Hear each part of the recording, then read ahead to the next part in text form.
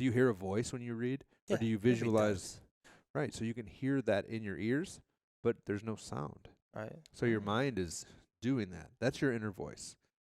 And you have control over what it says to you when you start working out. Do you think that leads to obviously it leads to people quitting early, like we were talking about, like the whole run. But do you think that leads to like addiction? Like, bro, buy a lottery ticket. No, Have dude. another drink. I think Remember that how cool absolutely it is to have a does. whiskey? Yeah.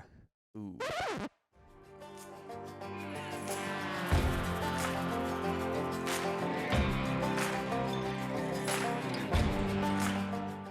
Hey everybody, this is Chris, I'm Ben. and this is the Priority Traffic Podcast. Today we are talking about self-talk and how many different aspects of your life that it affects, what you can do to help maintain it, strengthen it, and even quiet it down.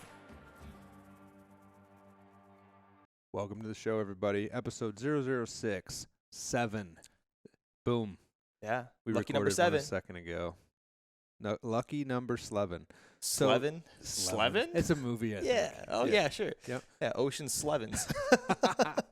So anyways, episode 007, 007. 007. We're going to talk about self-talk. Let's get into it. I've been reading a lot about self-talk, trying to understand it. I've overcome negative self-talk, and I'm sure plenty of you guys have dealt with positive self-talk, negative self-talk, and everything in between. Mm-hmm. We're just going to have a conversation about it, try to understand it, go over my notes on it, and see what happens. Sounds good to me, man. All right, brother. So let's talk about what self-talk is. Do you have any idea what self-talk is? Self-talk, from what I can just throw out there, is the small voice in your head that tells you to do something, not to do something. It's a good idea. You should quit. You should go one more. Maybe you should go buy this candy bar. You're feeling hungry. Like, what is it to you? After reading a lot, it's kind of morphed. But prior to doing a bunch of research and understanding, it was just that audible sound within your head that either supported you or undermined you, right? Or both. Or maybe it does both at the same time. Maybe it's that go a little farther. Wait, no. So you might be like fighting it. And one thing I think happens is as the stress or as the exertion goes up, one of those voices often gets louder. And it's typically not the one that says keep going. Yeah. You know you should keep going, but this hurts like hell. Right. Yeah. Exactly. It's not always that way. But I think the inner voice or the voice in your head is a microcosm or part of however you have developed with a mindset. Like your mindset towards X is going to be related to your self-talk, related to that same X. If your mindset towards playing the trombone is like, I can do this, I can learn stuff, I can get better, your self-talk is going to be like, don't worry, you're not a pro, you're a beginner. Keep practicing, you're going to get better. Yeah. But if your mindset's like, I suck at everything, I'm really struggling to learn this stupid trombone, and your self-talk's going to be like, you're not very good at this, you might as well stop. Yeah. What are you wasting your time for? Go outside, ride your bike. Yeah, that Don't makes a keep lot practicing. of sense, man. I like Right? that. Yeah, it's like, I know I can go and dumbbell snatch all day. I can go rip out 60 dumbbell snatches. But you want me to do 60 wall balls? I'm probably stopping at 25. You know what I mean? Like, For sure. in my head, I'm like, dude, you know you're terrible at these. You know these hurt. You know you're just going to get redlined on them. Right, so your It's- mindset before you even start Yeah. is like, Before I even get to the wall, I go, Trash. Yeah. man. Like, I looked at the workout, and I know I got to do this. Yeah. And no. you're peeping the whiteboard early, you're like, what's going on today? Yeah, if I see dumbbell snatch, I go, oh, I'm going to handle this one. You know what I Right. mean? And you see wall balls, god damn. Right.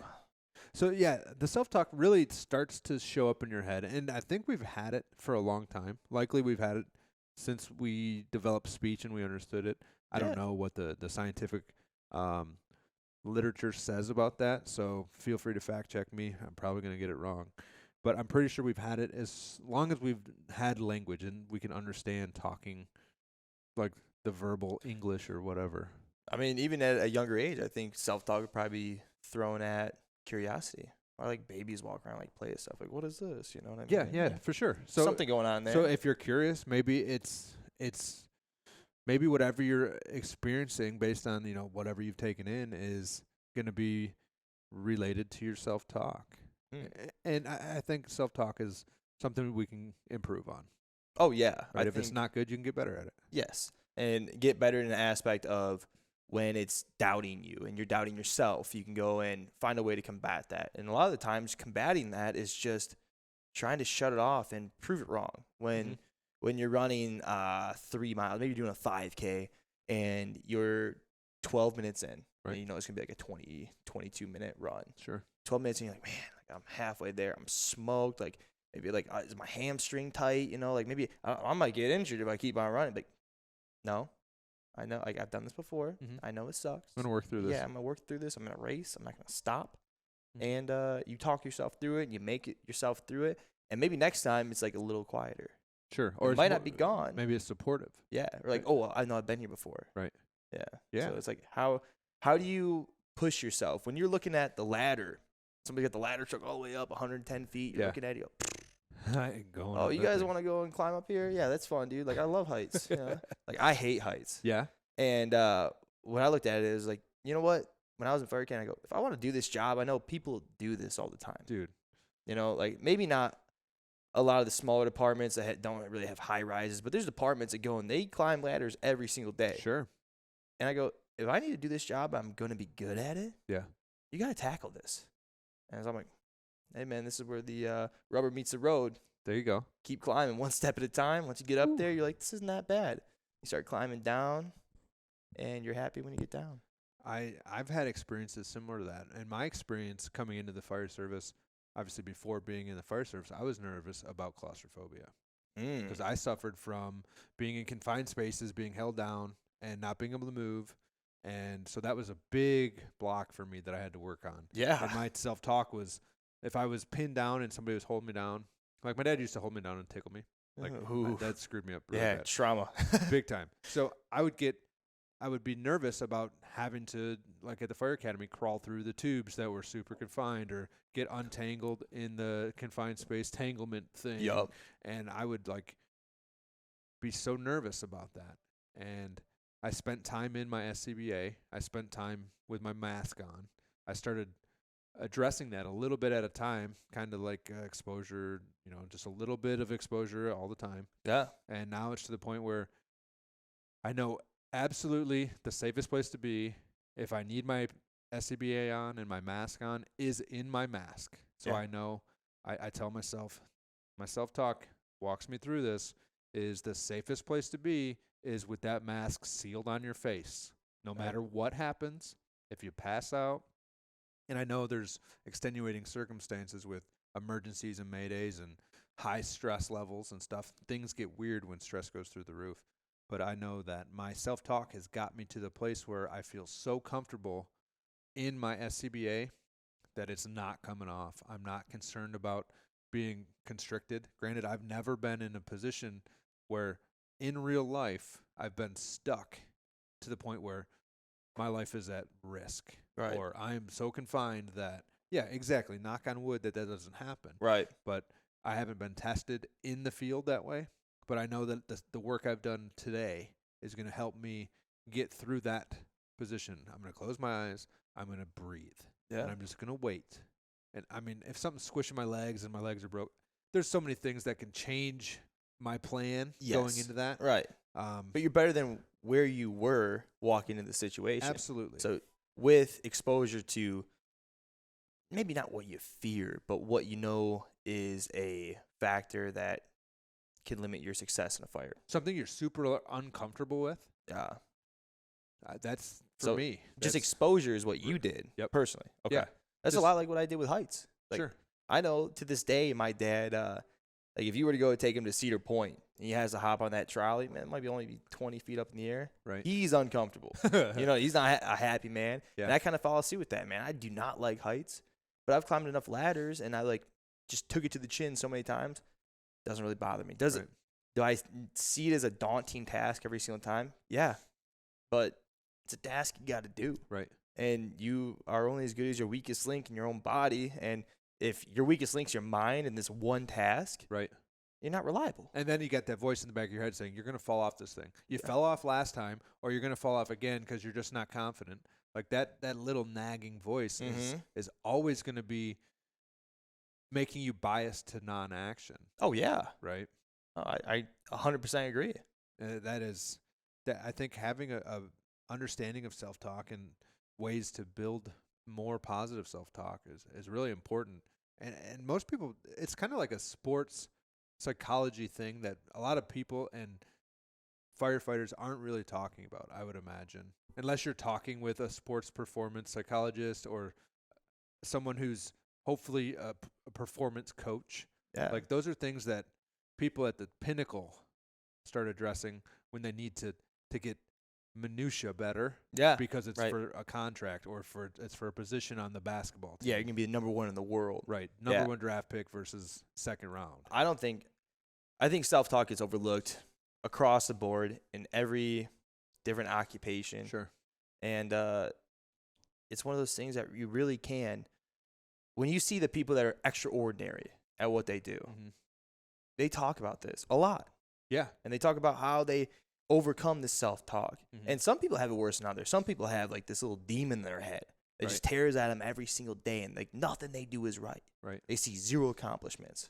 Well, if that's the case, man, it's like more than ever, it's time to do something about it. How do we stop that? You're going to combat this thing tooth and nail, trying to just get a win. Right. Because you need to. Yeah. You know? And so you have this demon in your head, and sometimes it's just that, whether you're going for a run, whether you're stuck in a tube, whether you're got to climb a ladder, but self-talk is always there. And it's Maybe always, you're dieting. Yeah. Right. Oh, yeah, the bag of chips. Look at those Frito-Lays, man. Salt and vinegar. Ooh, you love salt and vinegar. Dude, that's your weakness. Yeah, like 3 of them is not going to hurt. Right. It's impossible to only have 3 chips. You know what I mean? Yeah. Like, I don't buy chips at home, dude, but we don't have them. We'll get them at the fire station. I look at them and go, so I left them on the table. The bag's open. Yeah. I'm not going to open the bag, but the bag's open. What's a couple not going to hurt? That is such a real thing in the fire service. Like, every day, it's like, I don't want to eat this crappy food, but it shows up, and it's like, I'm going to have a little bit of this cake. I don't care. It is what it is. Yeah, pie, I'm working. I get paid to have pie. Sweet. No, we had a really cool thing going during COVID, man, where our safety training officer, he'd stop by the station and drop off, like, a fruit bowl every single day. And it got to the point where I love a good fruit bowl. Dude, a good fruit bowl, hard to beat. All day long, just snacking on it, tossing a little bowl, kill it. But so he did it for like 2 months, and it got to a point where when he quit doing it, people were like, hey, when are you going to drop that off? Right. We haven't seen the fruit in a while. Yeah. Fruit's expensive. We like fruit. But then people, instead of going and spending an extra $12 a day on fruit, they'll go spend $3 on a bag of chips and be like, we're good. We'll get 3 bags of chips, $9. Right. Save $3. Free. Yeah. Ugh. Chips are good, though. I think so we get donuts. I love a donut. I am not opposed to eating a donut. I'm super balanced when it comes to allowing myself to do things and being strict. I'm not dieting. I'm not trying to be a physique model. I understand that a little bit higher body fat percentage isn't ideal, but I'm not to the point where like my belly's hanging over my belt line. Yes. So that being said, I would prefer a veggie tray and a fruit tray all day long over donuts. But I like donuts. I can't help it. Yeah. Like that blueberry cake donut. Oh, dude. The one with the nuts. I don't even know. That's the good one. That's pretty good. Dip it in your coffee. Let's go. Oh, you've never dunked a donut in coffee? My grandpa, he's a unique individual. We'll go to the Holly Donut Shop. Oh, it's been there for like 900 years, you know. Awesome place. Real OG place. And Long John's. Yeah, so when he comes into town, he lives down in Arizona, he'll get a plain donut and a black coffee. He just dips his donut in his coffee. I go, that's a man in my life. I go, you're a different man. I go get like 2 Long Johns and a nice coffee. Right. He splits wood with his bare hands. Yeah. No, that dude's got some paws. Yeah. That's amazing. Oh gosh. But yeah, fruit baskets and not even a fruit basket. A fruit tray and a veggie tray. I think that's an awesome gift to give to your stations. And maybe your culture ain't there yet. Maybe they're like, we love donuts, don't take our donuts away. Well, I think if you put food in front of firemen, they'll eat it. Yeah. Really do. You get a whole pan of mashed potatoes. At one point in the day, 60% of the guys at station are going to get a bowl of mashed potatoes. Absolutely. I really, truly believe that, man. Like, if you leave something out, we'll go and make breakfast and we'll leave out like hash browns. Sure. It'd be a cold hash brown. It'd be like 4 o'clock. We made it Gone. at 9 a.m.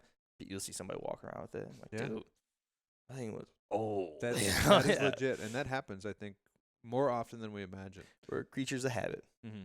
For sure. So there's a couple kinds of self-talk when it comes to like considering what you're going to tell yourself. Like, don't eat that food; it's bad for you. You're on a diet. You've done so good. You know, there's constructive, and then there's destructive, Okay. right? Or dysfunctional, right? Hmm. So dysfunctional self-talk So is 3 types: constructive, destructive, dysfunctional. Those go hand in hand. I think dysfunctional and destructive are the same. Yeah, sounds Where like it. constructive is going to be the kind that's supporting, helpful, encouraging, and Yeah. it's going to suggest that you continue on the right path. Yeah, that's the dude on the shoulder that has the halo, and the other one is the sitting there with the spear. I mean, literally, that's like the idea behind self-talk. Oh, I'm sure. Yeah, It's a balance between the good part and the bad part. that's how I see it. Yeah. And then one of those two has a primary drive, right? One of those two is going to win the battle. And I think it's contextual.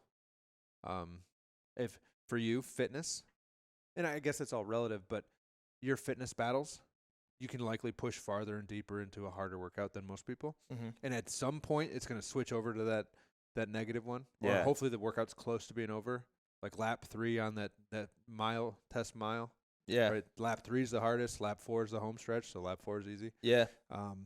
But if you're not good at running, let's say, then your self-talk's probably going to be negative From the get-go. from the get-go. Yeah. Like, this is going to suck the whole time, and then all 4 laps are really going to blow. Yeah, you could have skipped this workout, bro. Right. This is all running. I know. This isn't you. You're not built to Xbox at run. home. Yeah, 200 pounds. Come on. Fine, Your yes. ankles are blown out. Mountain Dew. Yeah, right. Let's see Yeah, it. yeah.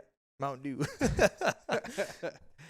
So, yeah, the dysfunctional self-talk, it tells a story where you are the weak person, where you're helpless, where you're passive. There's nothing you can do. It's undermining everything that you want to do. Where the constructive, it allows us to see ourselves as someone who can accomplish something. It's the guy who you can take one more step. You can do one more rep. You can handle another meal without having to cheat or to fall off the wagon. I think it's important not to get too far into the weeds with the future, right?